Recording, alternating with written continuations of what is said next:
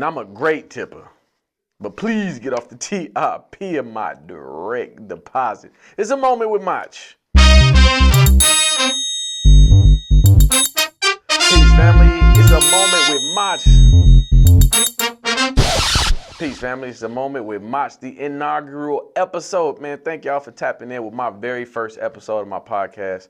A moment with Mach, man. It means so much to me. You know, we all we got. So each and every Mach Monday, I'm going to be bringing you some thoughts I may have been having.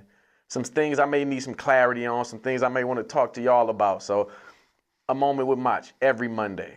And then the Tuesday following, we'll have a discussion about it live on Facebook. So that's how we rocking. But today I want to talk about gratuities and gratuities.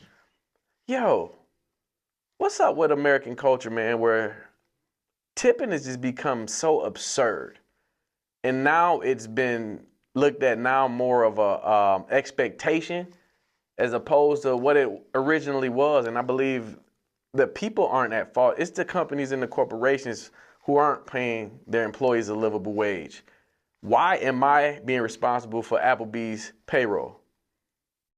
Or any place? Like, why am I responsible for that? I shouldn't be responsible for DoorDash or Uber Eats payroll. I shouldn't, nor should you. Like, we should pay these people livable wages. I mean, so, and basically what it's doing is it's putting consumer against consumer, because those who receive tips also shop places and also go places and patronize restaurants and whatnot. And they're forced under the same structure. So it shouldn't be a consumer versus consumer situation. It should be us going up against the corporation saying, hey, pay these people a livable wage. If you look at other countries, tipping is looking at like taboo. People just expect to do a great job for you. That's their job. That's their duty. That's their pleasure to serve. They're happy to be in those roles. That's how it is in other countries, but not in America.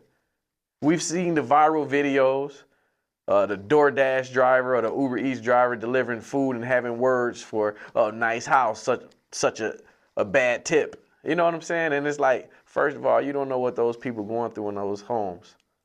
Everybody's out here going through it. Everybody's feeling the pinch. So for you to shame these people for their tip, it's not their job. You're not on their payroll. And also keep in mind, you signed up for this. And I did Uber Eats for like 2 weeks, and it was just like, and I get it. I get it. If that's your sole source of financial gain, so be it. But nobody told you to go in that industry, and you also knew exactly what you were getting into. But tipping culture is just, it needs to be revamped. We need to take another look at it. We really do. In American society, I think we got some other things we need to take care of, but tipping is one of them, especially takeout. Everybody wants to tip these days. So tipping on takeout is something that I've always done. But there's been far too many times when I got my food home and my order was inaccurate. So now I either got to go back or I got to call and they'll refund. Either way it go, I'll leave the situation not satisfied. So, and I paid you extra to mess up my food or mess up my order. And I know what y'all thinking, Macho, check the food before you leave. 'Cause no, I don't work there. If I got to check the food before I leave, now I'm quality assurance.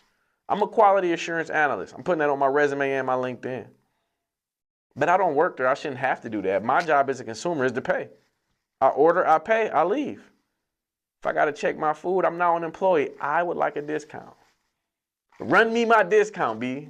So, in a nutshell, that's just how I feel about tipping. And keep in mind, I'm a great tipper. I tip.